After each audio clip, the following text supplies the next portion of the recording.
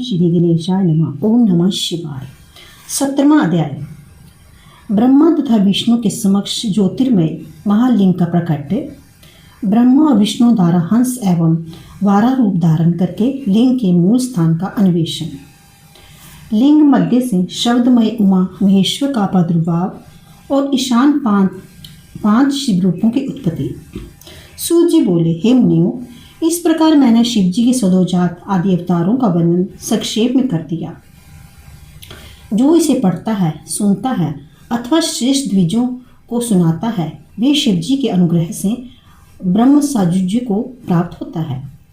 ऋषिगण बोले, हे सूर्य जी, लिंग की उत्पत्ति किस प्रकार हुई तथा उस लिंग में शंकर जी की उपासना कैसे की जानी चाहिए?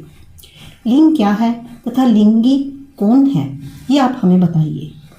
रोमहर्षण बोले, हे ऋषियों, इस प्रकार अत्यंत निवेदन पूर्वक देवताओं भी पितामह ब्रह्मा से पूछा था, हे भगवान, ये लिंग कैसे उत्पन्न हुआ तथा लिंग में महेश्वर रुद्र का किस प्रकार पूजन होना चाहिए? लिंग क्या है तथा लिंगी क्या है, कौन है? इस पर वे ब्रह्मा बोले। पितामह ब्रह्मा ने कहा, प्रधान को लिंग तथा परमेश्वर को लिंगी कहा गया है। हे उत्तम देवताओं, ये मेरी तथा विष्णु की रक्षा के लिए समुद्र में प्रकट हुआ था। तब देवताओं की सृष्टि समाप्त हो गई।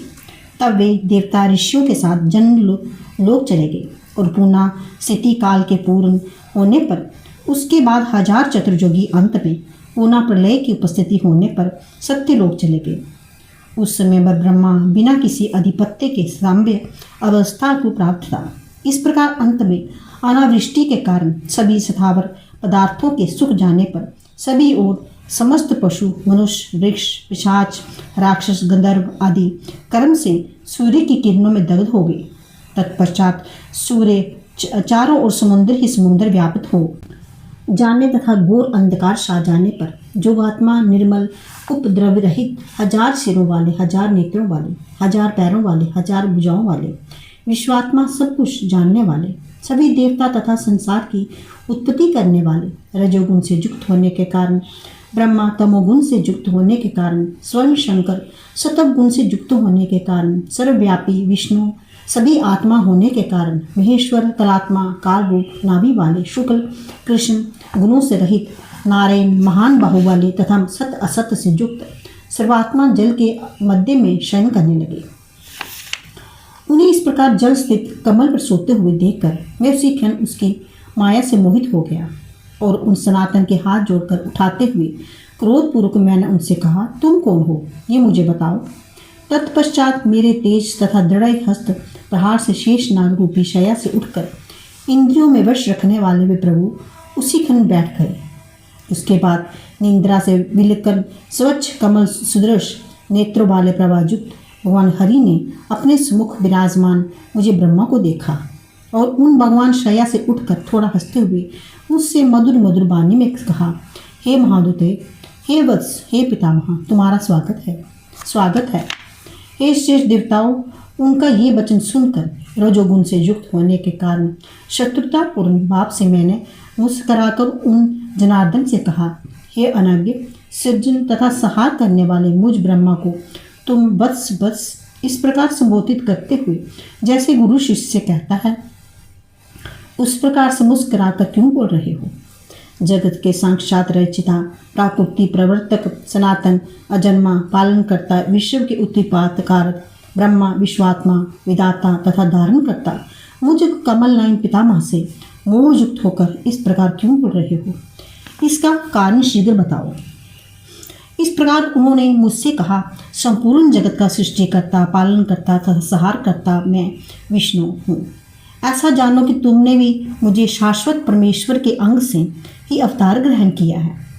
फिर भी तुम मुझे जगतपति नारायण, रोग विकार रहित परम पुरुष परमात्मा, सभी से अविवाहित होने वाले पुरुष, चुस्त, अच्युत, ऐश्वर्य संपन्न तथा विश्व की उत्पत्ति के कारण मुझ विष्णु को भूल गए हो। किंतु इसमें तुम्हारा कोई अपराध नहीं है।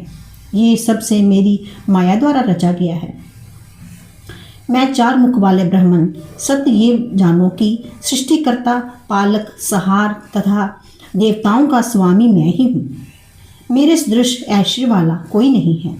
मैं पितामह हूँ, मैं ही पर ब्रह्म हूँ, मैं ही परम तत्व हूँ, मैं ही परम ज्योति हूँ तथा मैं ही परम समर्थ परमात्मा हूँ।